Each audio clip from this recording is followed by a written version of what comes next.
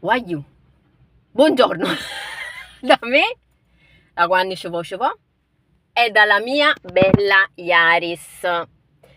Allora ragazzi, che vi voglio dire stamattina? Che vi voglio dire? Allora, mi è arrivata voce che il comune di Taranto sta pensando di far costruire, infatti c'è già il cantiere, far costruire una corsia preferenziale solamente per farmi circolare.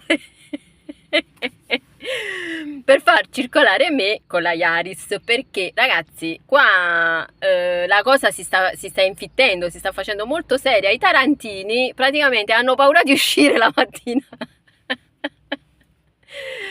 Ragazzi, ovviamente sto scherzando, è giusto per ci fare una rasata, perché poi non sapendo che dire, se si parla di me per forza bisogna ridere, e soprattutto anche se si parla della mia Yaris, che ancora vi posso garantire ancora funziona, ancora è tutto a posto. Ragazzi, vi volevo ricordare anche, ci tengo tanto, è una cosa seria questa, una cosa più seria, che oggi esce la seconda puntata di Luoghi da brivido. Mi raccomando, ci conto, collegatevi su YouTube, su Urbex Pui, al nostro canale esplorativo, dove però facciamo anche tema paranormale.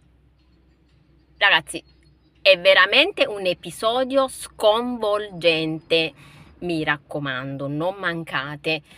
Vabbè ragazzi, che dire, vi lascio la buona giornata, vi saluto e niente, continuate a seguirmi, iscrivetevi, non me lasciate solo, e voglio pure stamattina ve la già dicere per forza, quando ci vo.